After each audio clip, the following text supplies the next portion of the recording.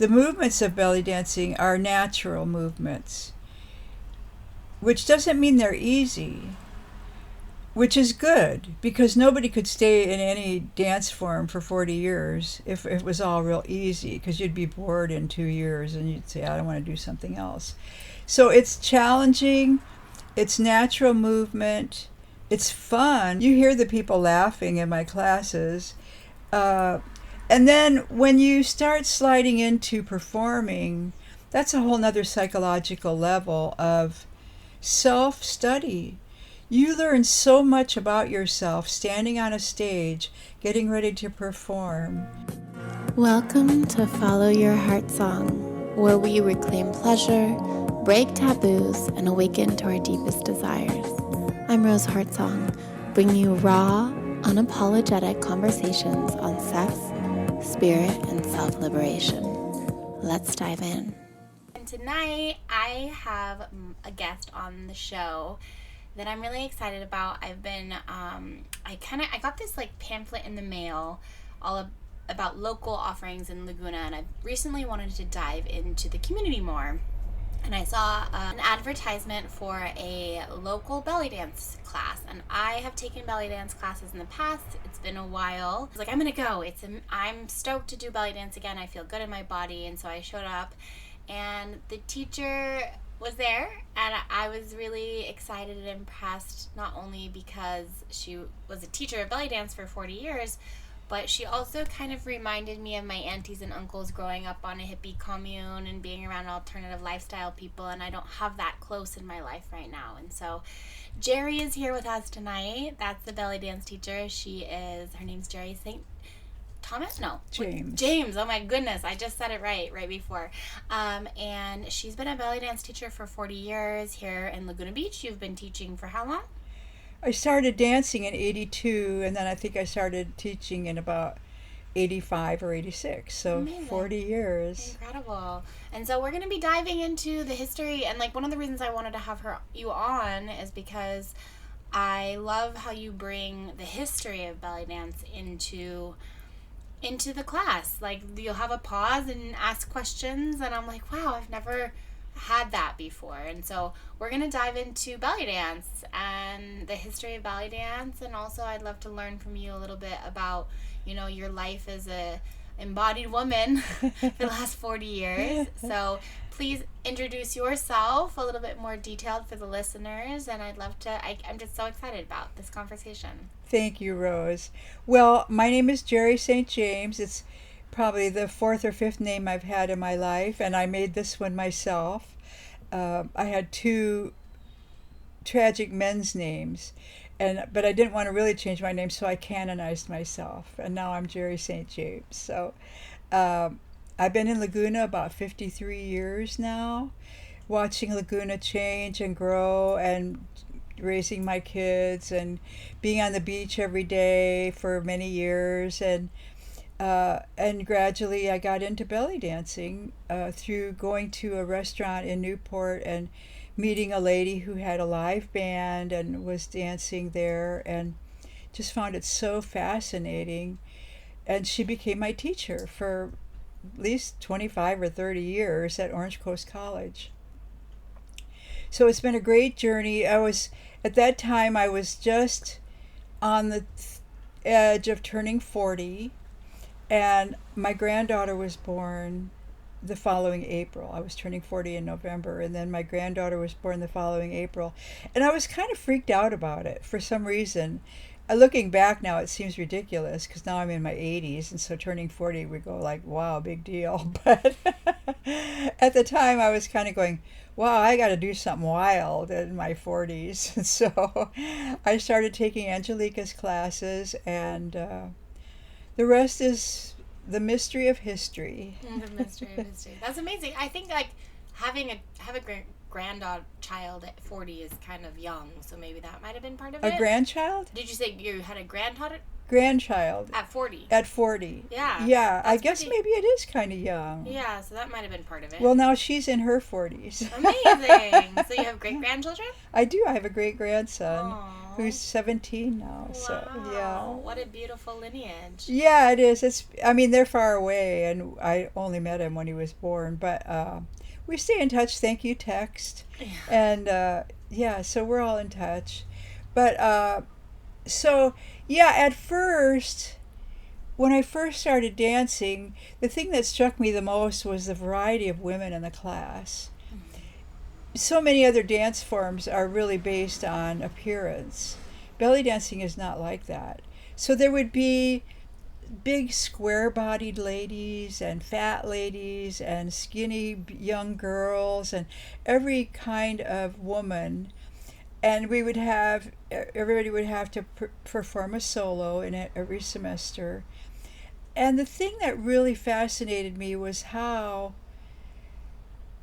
some lady who we wouldn't even look twice at on the street would get up and do a little belly dance, and she just came to life and was so beautiful on some level that wasn't necessarily visual but was so deeply moving, because this didn't look like a woman who would impress you moving, and she did.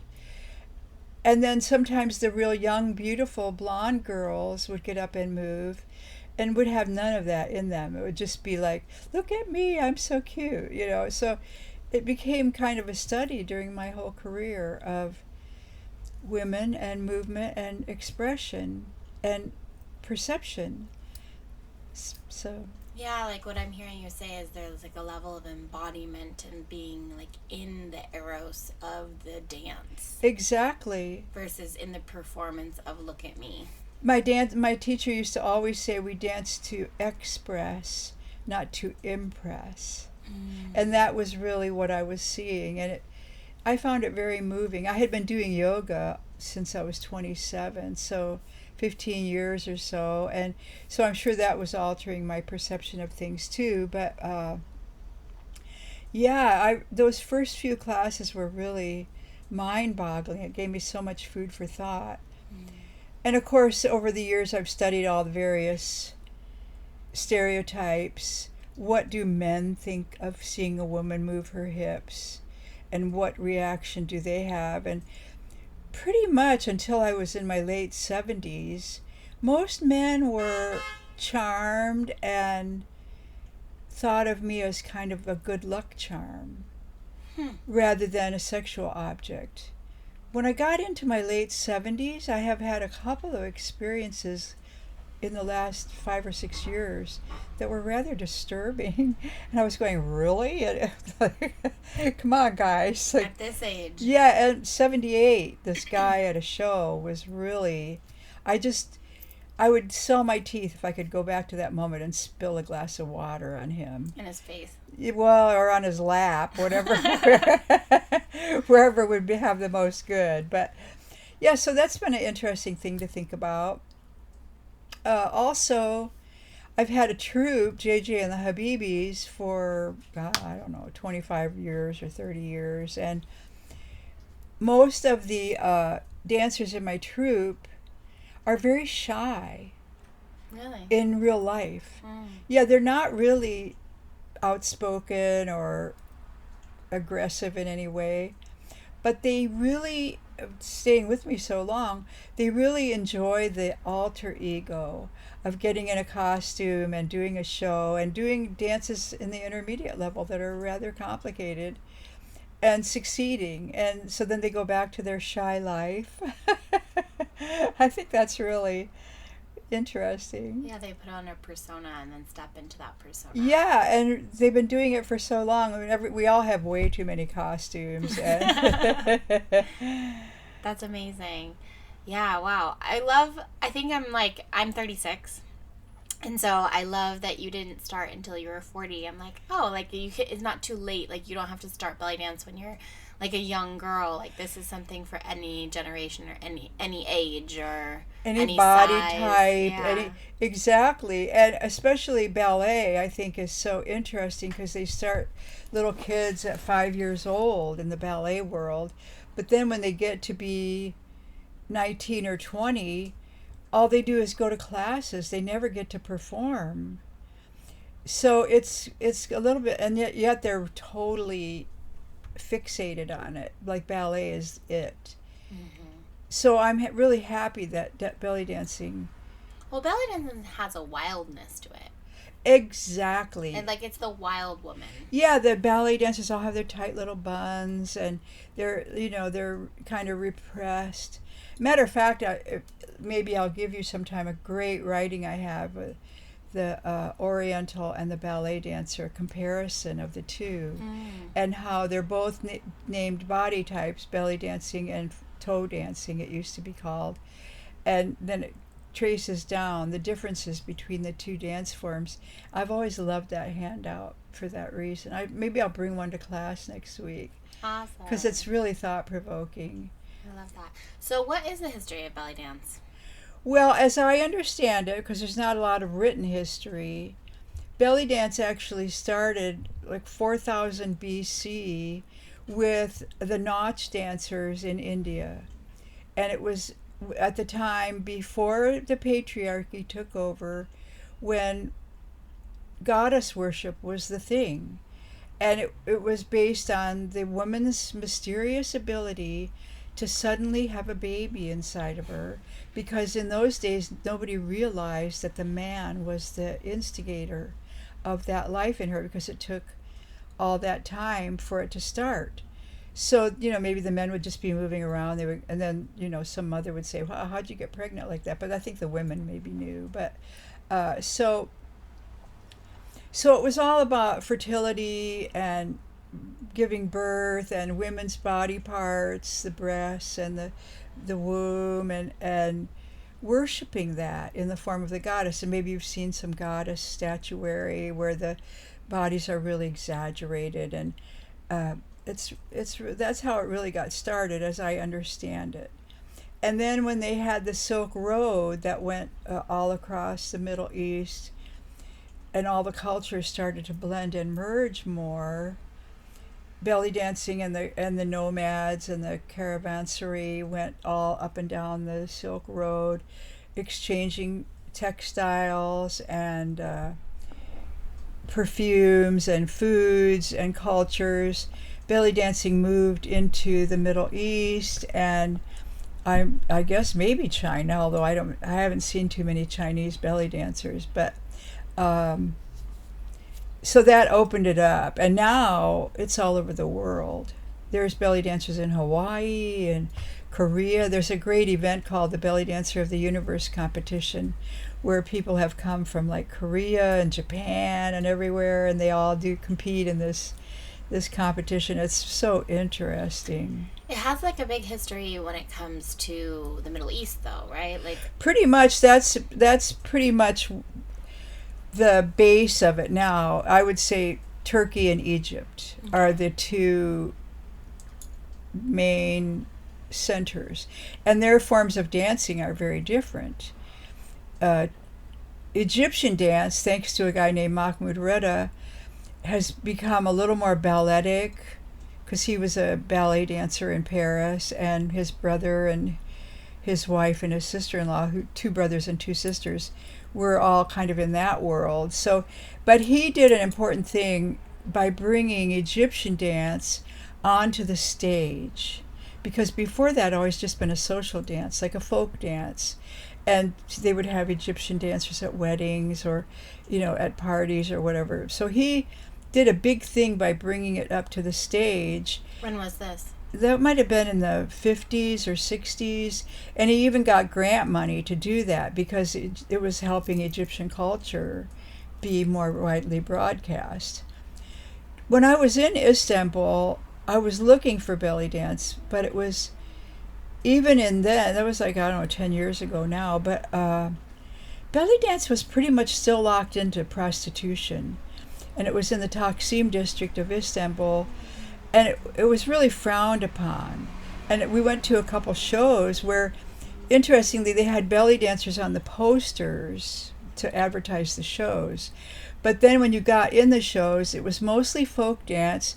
And then when the belly dancers came on, it seemed to me like they were coached to frown and not really be into what they were doing. It was so I felt like the Istanbul culture anyway was trying to downplay, even though it's not a fundamentalist country anymore, it's secular. But that was the feeling I got. And as a matter of fact, at one show, this guy danced who was about 6'3" and wore a blue jumpsuit with a net thing in the middle. And he had a beard and a mustache and everything, kind of like what we're starting to see now on the stage. And he was a great dancer. And so at the end, I did what is typically the sound that you make to support and say hooray. Can you do it the sound? I can. It's called a zagarit. So I did that to congratulate him on what I was seeing, and everybody turned around and glared at me. It was abnormal there. Yeah, so Istanbul was quite different. So is it common for men to dance?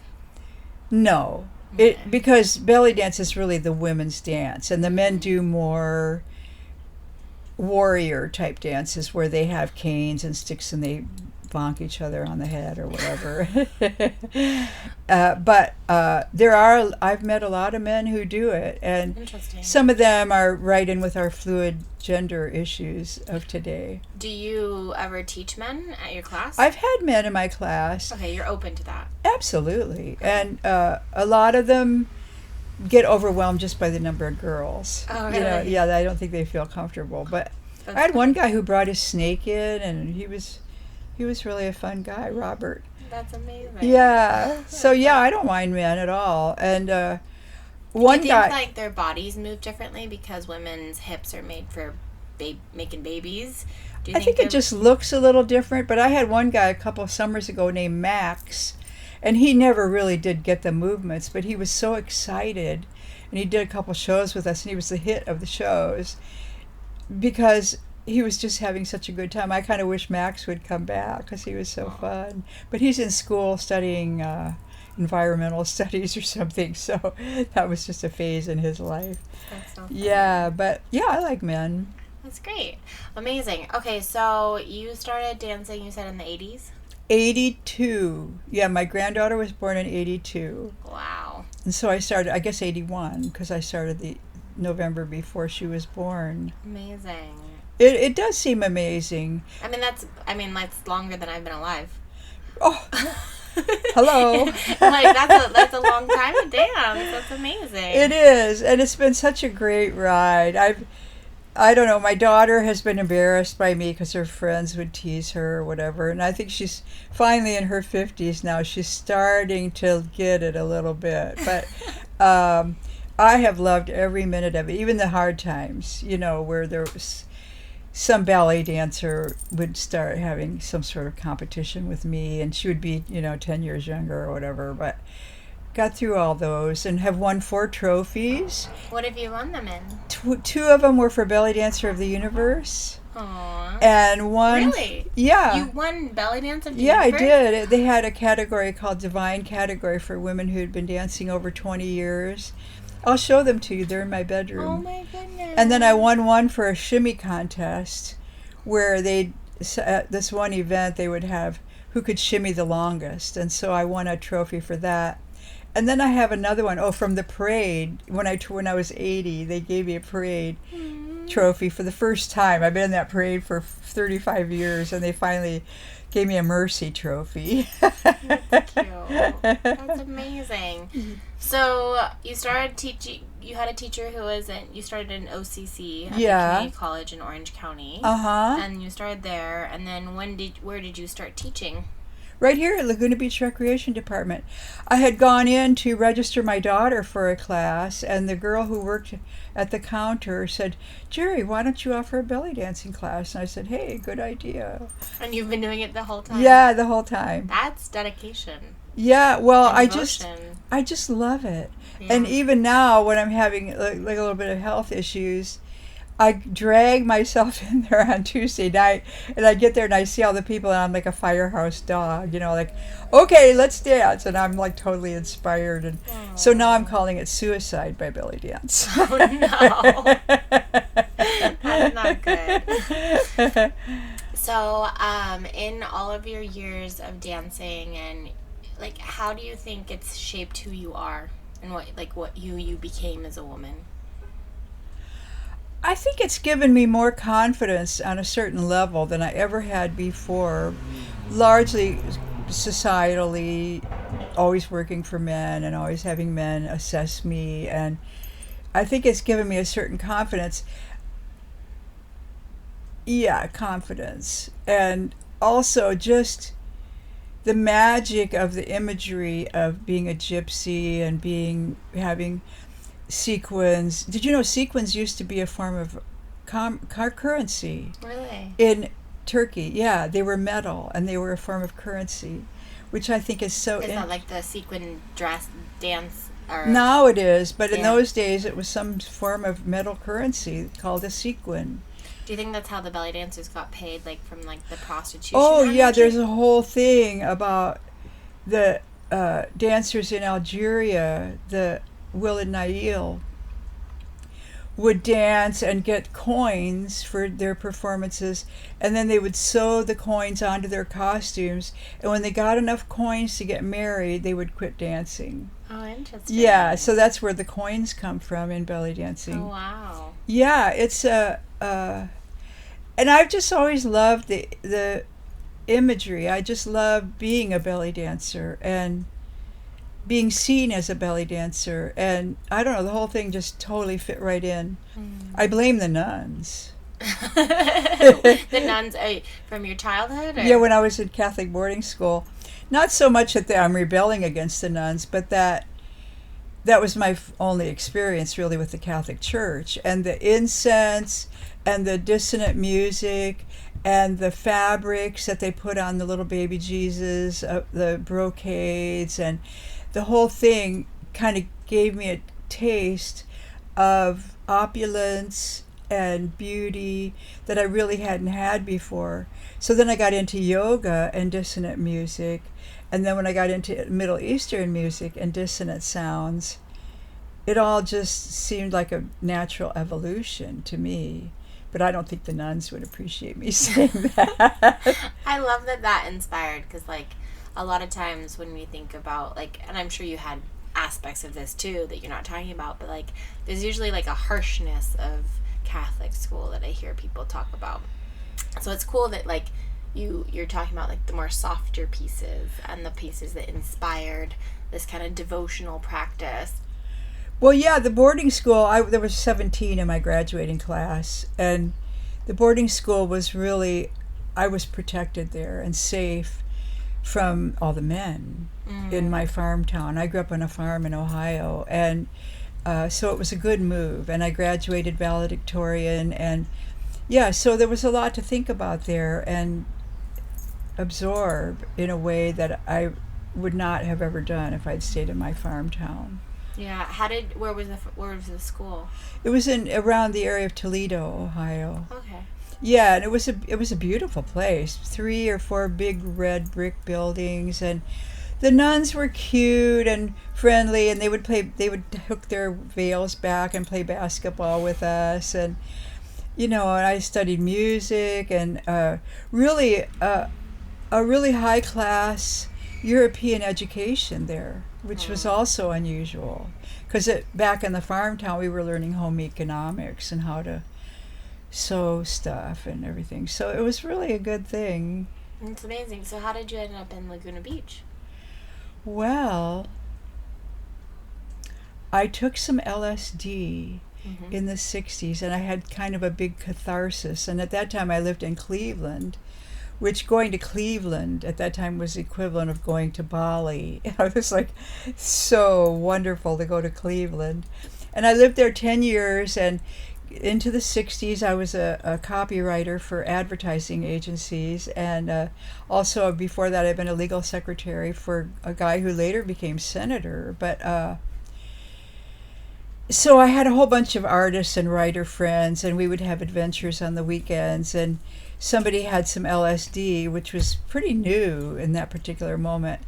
And we were eating like morning glory seeds and I don't know, all kinds of stuff too, marijuana. And So I took this acid and had a big cathartic thing, which I can recognize now was grieving my father and whatever all the early childhood stuff was. But when I came out of that, I was changed, and I knew that I had to leave Cleveland, because Cleveland is really a psychic prison.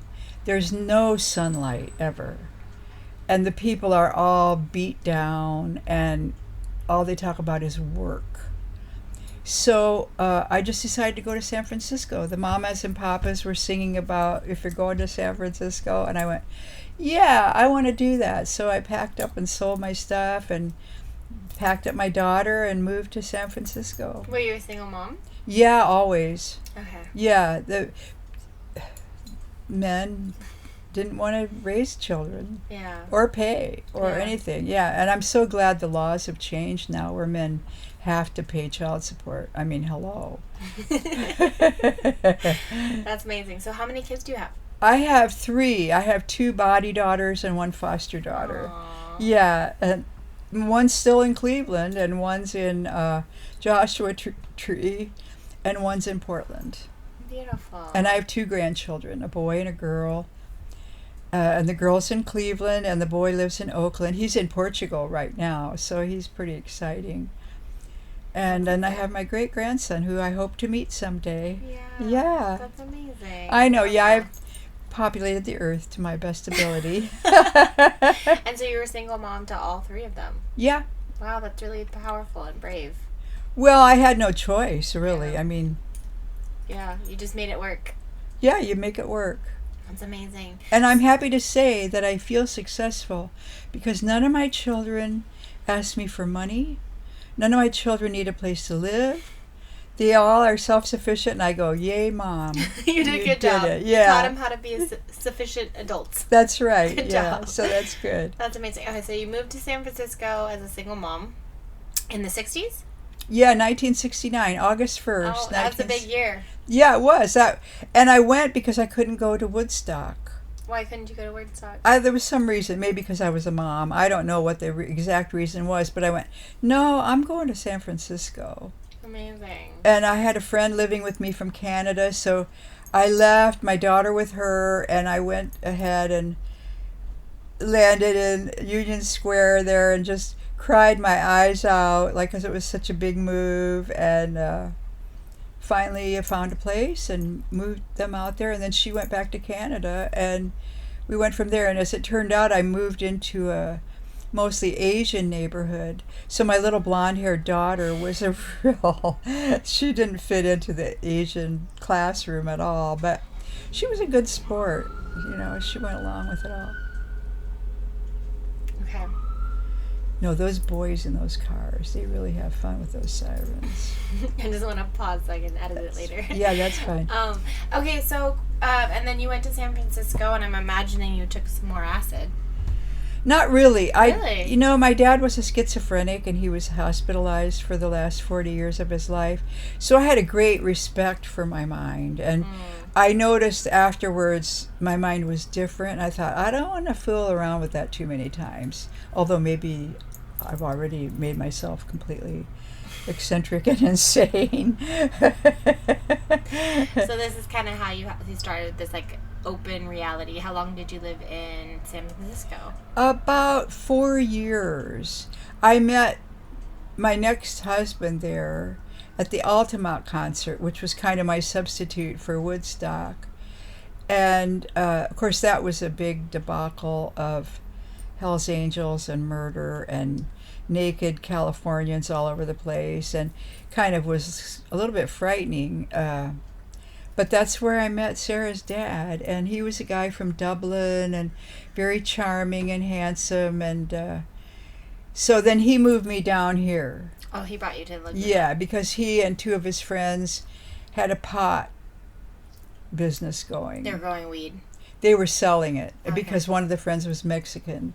So he was bringing it up, and they were selling it. And So did you move to Laguna Beach when the Orange Sunshine was being made here, or was that after that? I think it was after that. I wasn't aware of it at the time, just that this guy was... I think it was earlier in the 60s. When I that think so, happened. too, because in 69, went to San Francisco. So by the time I got here, it might have been 70 or 71. And I felt like I was part of the cleanup crew in San Francisco and part of the cleanup crew in Laguna Beach. You know, I missed all the really picturesque times, but glad you've been here ever since. Yeah, I've been here ever since. He's moved on by, and yeah, it's been great.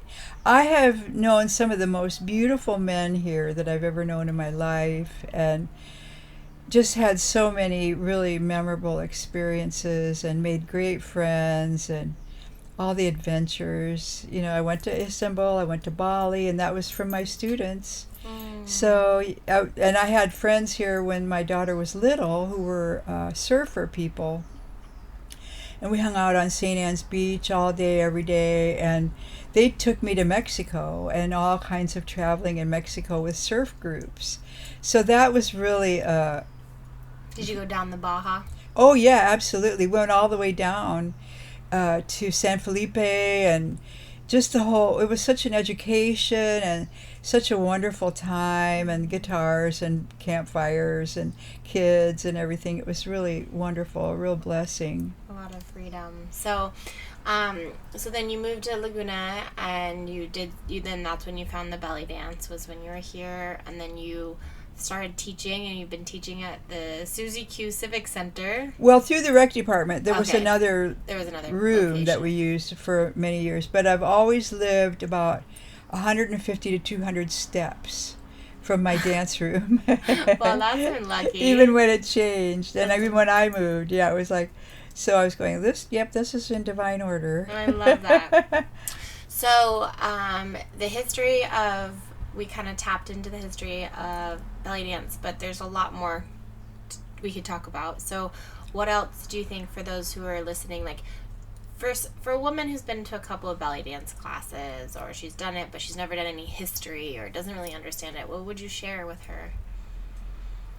I think I would share that, unlike other dance forms, the movements of belly dancing are natural movements, which doesn't mean they're easy, which is good, because nobody could stay in any dance form for 40 years if it was all real easy, because you'd be bored in 2 years and you'd say, I don't want to do something else. So it's challenging, it's natural movement, it's fun. You hear the people laughing in my classes. And then when you start sliding into performing, that's a whole nother psychological level of self-study. You learn so much about yourself standing on a stage, getting ready to perform, in 2 minutes than you would ever learn on a shrink's couch and pay $50. You know what I'm saying? Yeah, like you confront something in yourself, and then that gives you confidence, and you go, like the first time most of my beginners dance, they go, oh, I'm so scared, I'm so nervous.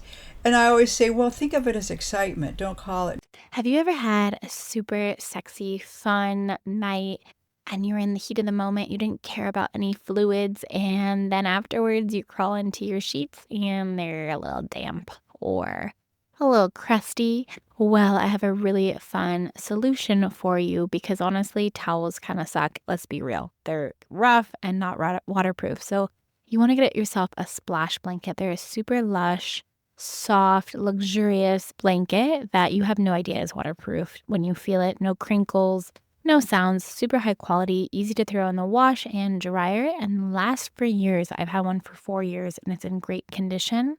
You can head over to splashblanket.com and use my discount code Rose Heartsong for 10% off your first order.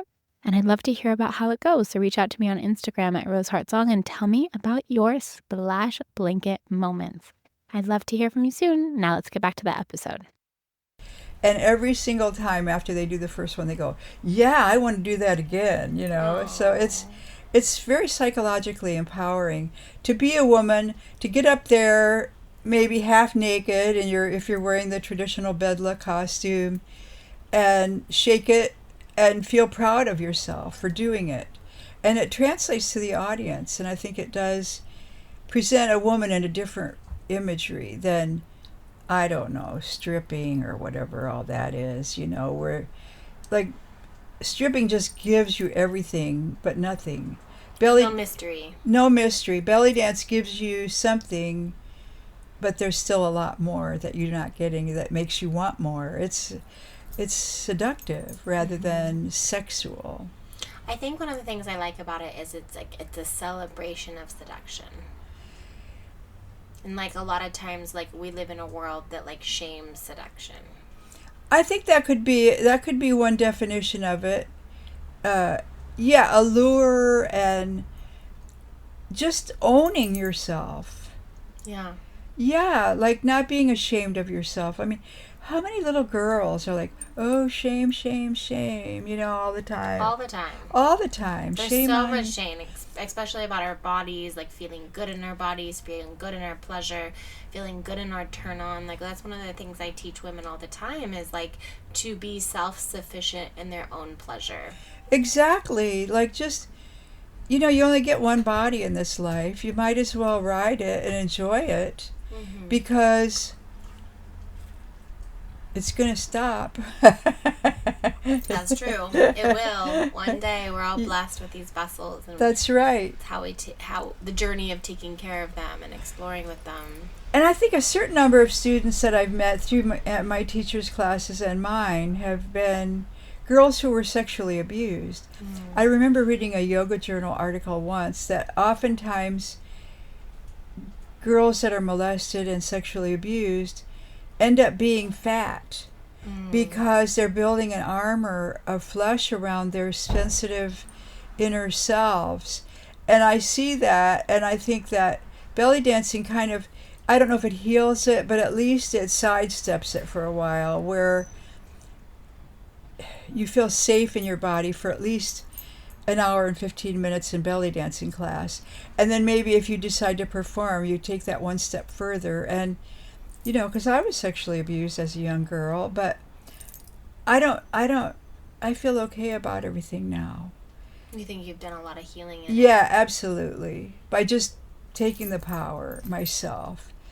And then, of course, learning how to play finger cymbals. And next week's class is going to be about balancing stuff on your head and dancing. I'm bringing in some swords. And so the things, the skills that are involved in belly dancing are so beautiful and so fulfilling when you meet those, when you can do those things. I've balanced a basket of snake on my head. I've balanced, some dancers put a tray on their head of teapots and little cups and candles and everything and dance with that on their head. In Egypt, when they have a Egyptian wedding, they have what's called a shamadan. I'll show you one in my bedroom. And it's a candelabra with 9 flaming candles on it. It's always in the Egyptian wedding procession. And I remember I still had questions, and I was, should I really be doing this? And when I saw the shamadan, I went, yes. That's my destiny, to dance with flaming candles on my head.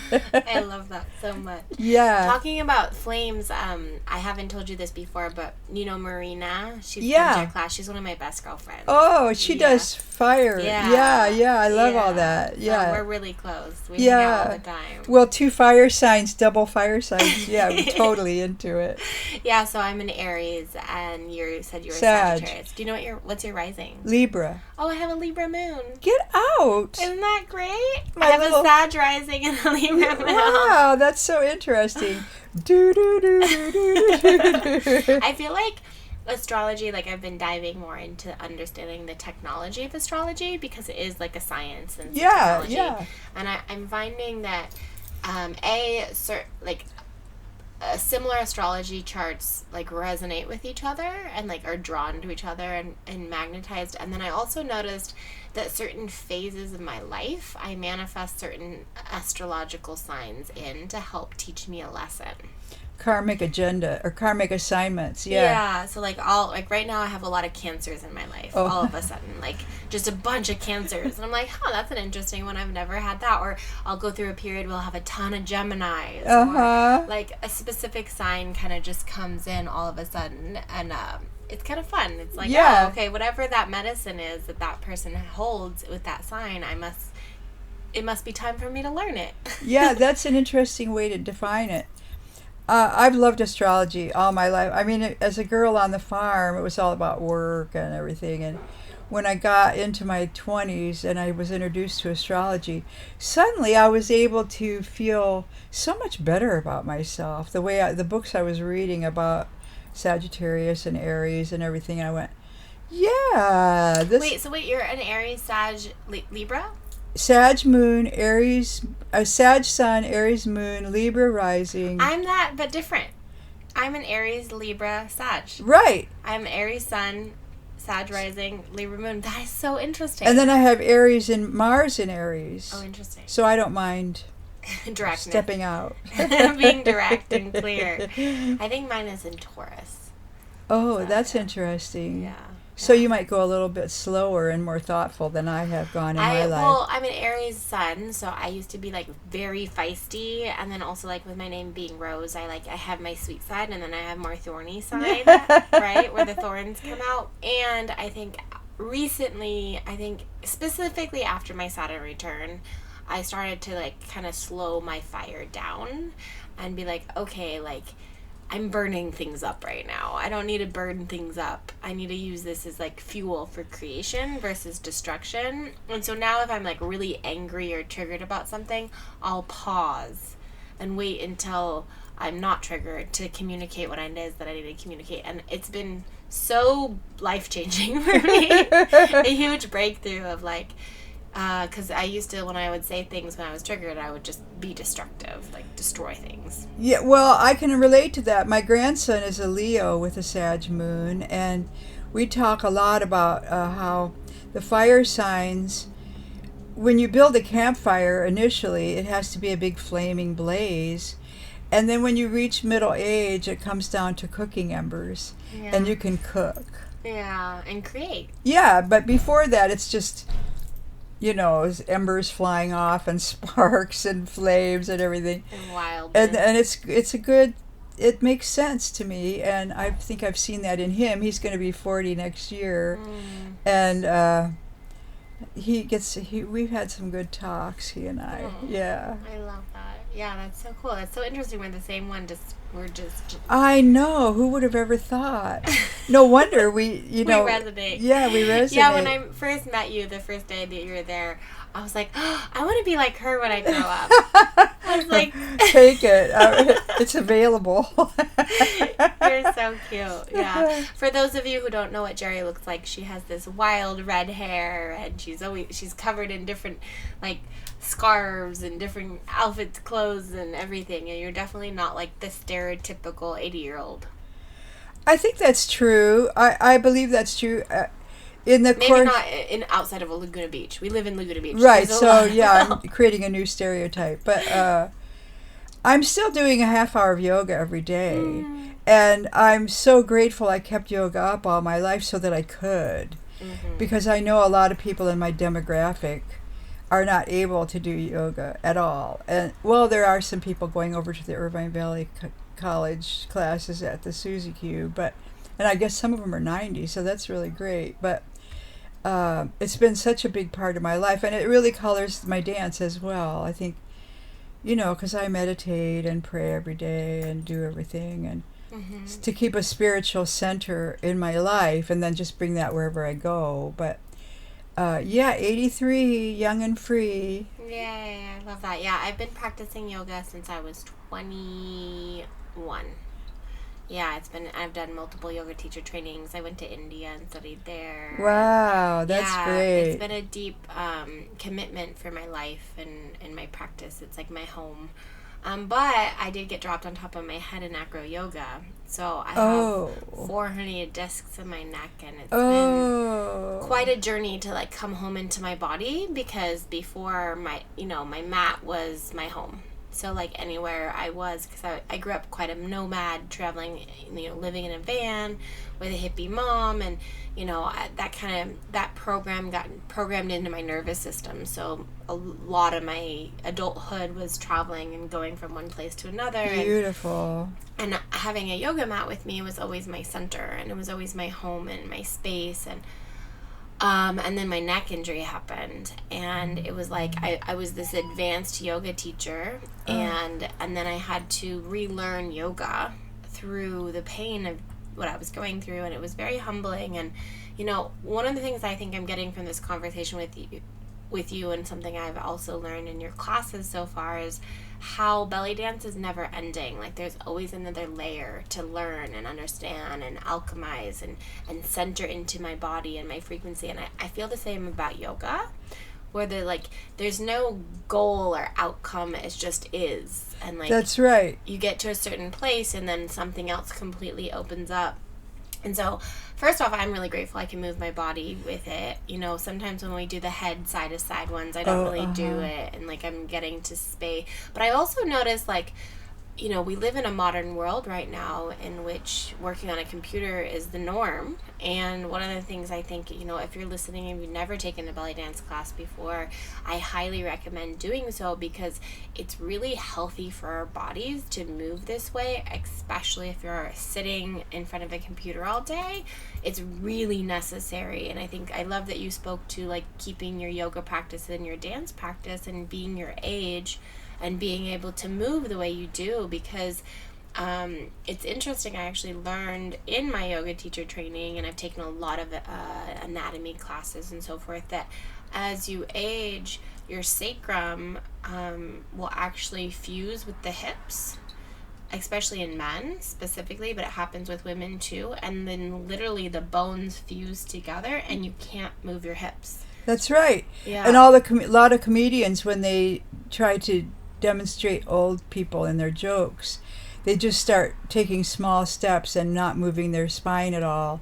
And how funny is that, comedians? I mean, it's sad. It's sad. And I think yoga, which is reputed to retard the aging process, lives up to its reputation. Well, and then also with the dance, moving your hips in that way, you don't move those hips that way in yoga. No. Or you don't move your chest that way in yoga. And so I think it's a really good, they're really good with each other. They support each other. Absolutely. Right? Yeah. Absolutely. Well, I always say, you rest, you rust. Right. I mean, regardless, we're gonna all age. It's true. You can't beat it back. It's just part of life. And I'm feeling a lot older than I ever have before right now. But 83, young and free. I could still get older, so it's okay. So you're about to go into your third Saturn return, right? I haven't been tracking it so much. I've been just doing, I'll call it intuitive astrology, and just kind of sensing how things are. But as far as the math and the following the planet. Do you know what your Saturn's in? Saturn is in... Do you remember? It's the same as everybody else's in my age group, but I don't remember right now. It's not in Aries, is it? No. I think it's in Gemini or something. Okay. Gemini or Cancer or something. But yeah, it'd be interesting, because I know that they say the second Saturn return is your midlife crisis, and then your third is when you're in your 80s. So I'll have to look that up sometime. Yeah. Yeah. Well, and I guess when I started belly dancing, that might have been right on the tail of a Saturn return at 40. It's usually a little bit later, because the first Saturn return is 27 to 31. Oh, so I would have already... That's probably when I moved to California. Yeah. I said, bye. I mean, Cleveland really is the armpit of this country. I swear. So for anyone who is, feeling hesitant to do a belly dance or curious about it but hasn't actually taken action, what would you say to them? Try it out. You can take one class for $15. Yeah. Come one time and see how you feel about it. It's volunteer. Nobody's going to make you do it. And most of the people who do come, they go away and at least think about it. I can tell, somebody came once or twice that I really liked, and so she made friends in the class that one or two times, and then she didn't come back. But I knew she was still thinking about it. Sure enough, she came back. And then we had a little recital a couple weeks ago, and I taught in Laguna Woods for about 5 years, and one of my students from there showed up at the recital, and that, it's not. And then people that have been in my dance troupe have been sending me their costumes as they retire, and I've been giving them out in raffles like I did last week in class. And so yeah, I think it really does touch people's lives in a very special way. Yeah, what I'm hearing is it's like it creates community, it creates acceptance of body and body sizes. And acceptance not only of your own body, but of all the other kinds of bodies that are in the room. Mm-hmm. Because like I said, you can watch somebody whose body might not even get a glance on the street, and then she'll get up and dance, and you'll go, wow, who is this? And so it's good to see that. Yeah. That the most beautiful people are not always Hollywood centered. Yeah, to see. No, I mean, definitely, like, I'm really about inner radiance and inner sexual sovereignty. Absolutely. And, like, really owning your own self and your own body, and, like, you can feel it. It's a frequency, and it emanates through your cells out into the world, and, like, people around you respond, and it's really cool. It is really cool. I mean, how many people have you met, that women, let's say, or men, who are very beautiful externally, and then you're with them a couple hours and you find out how you watch them lose their looks. Yeah, they're just like, they're heavy to be around. Yeah, or you might meet somebody who's average looking, and you're with them for a couple hours and you're totally nourished and excited by them, and they look more beautiful than they did when you first met them. So it's all very mysterious, really. No. Yeah, it's like, I think that beauty really does resonate from the inside out. Absolutely. And you know what? All the golden age Hollywood stars say that. Yeah. Yeah. That's good. The old ladies. Beauty is in the eye of the beholder. Yeah. I'm very devoted to taking care of my body. I have been since a young age. I lost my mom to breast cancer when I was 23. Oh, I lost my mom to breast cancer too. It's hard. It's very hard, especially like that whole mother thing. Yeah, it was hard. So because of that, it kind of like really activated me to take care of my body and like do a lot of inner work, and I've done all sorts of different forms of inner healing, and I feel like it's working because I am 36, but a lot of people say I'm like 24 all the time. Well, you'll always look young because Yeah. Aries is the baby of the astrology, so you'll always look young. Yeah, and I was talking to my girlfriend about this the other day because we've been friends for 20 years, and she gets that a lot too. She's a Gemini, and she gets that she is like in her early 20s as well. And we were talking about how like doing the internal work means that we don't, like, as we get older, we don't have the heaviness of the trauma of chaos of life. And Yeah. that, like, as we let it go, then we get lighter. That's right. Yeah. That's right. It was a cool conversation. Yeah, that's right. It's all really, I mean, I think really your body just reflects your mind and your spirit. What are your thoughts? Mm-hmm. What are you thinking about?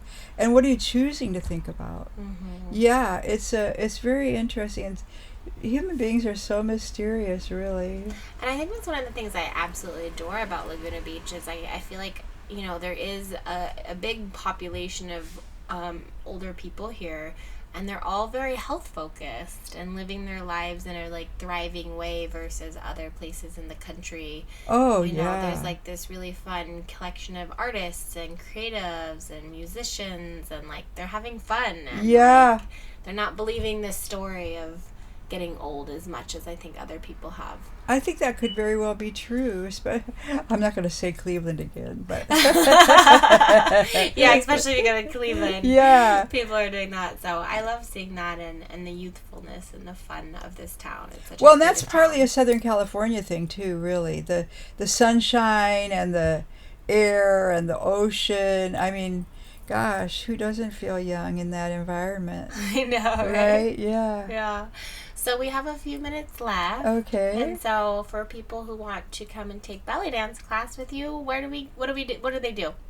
Just come to the Susie Q, 383rd Street, any Tuesday evening at 6:30 for the beginning class. Register at the front desk. Drop in. I'll give you something to tie around your hips, and you can start moving in a way that's ancient and revolutionary at the same time. I love that. And yeah, it's been really fun to dance with you, and I'm really excited to like learn again, because I did take classes, but it was a long time ago. Yeah, And well, and I haven't kept it up. So it might be a thread throughout your Yeah. life that you pick up and drop and pick up and drop. But the older you get, the more you appreciate it. yeah. Yeah, that you For can still sure. move like that. And now finger symbols, that's a whole nother subject that we explored last week in class. Mm-hmm. And that's a whole nother thing.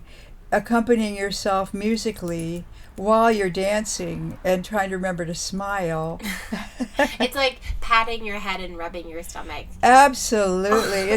It's good for what do they call it that women can do so well and men can't? Multitasking. Multitasking. Yeah, and it's also for any older ladies out there, excellent for dementia prevention. Oh, wow. Yeah, because you're moving and playing cymbals, so you're having to think about more than one thing at a time. It's like working the brain. Absolutely. I don't think I have any dementia yet. I have some other things, but not dementia. So That's a good one, because it's a common one for, unfortunately, your generation, because a lot of I like the know. aluminum that happened. Aluminum. I started using aluminum chlorhydrate antiperspirants when I was in my 20s. That's great. Yeah, and I was always very careful with diet and everything.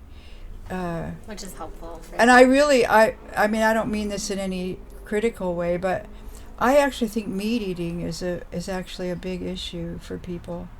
People who eat way too much protein all the time. Mm-hmm. So I was a vegetarian since 1967. So I guess I've come to believe that that's true, but my body isn't exactly proclaiming that at the moment. But I do think there's way too much protein, and I think the protein that we get is It's not healthy. adulterated or Yeah. full of pharmaceuticals or whatever. Yeah, so I'll just throw that out, and you can cut it out if you want to. Yeah, no worries. Well, it's been a pleasure getting to know you and talking about belly dance and this journey together, and for you being here on KXFM. And this is Laguna's Community Radio. And again, I'm here every single week on Sunday at 9 p.m. And we talk about all things taboo. And thank you so much for Thank having you, me. Rose, for inviting me to do this Yeah. lovely interview with you. It's Yeah. been a joy. Aw, thanks so much. Well, we'll talk to you soon, and have a beautiful night. I certainly will. Thank you. Yeah. You felt that, didn't you? Let it sink in, take what you need, leave the rest, and always trust yourself. If this spoke to you, please follow, like, and share. That helps the message reach those who need it. Stay wild, stay free, and keep following your heart song.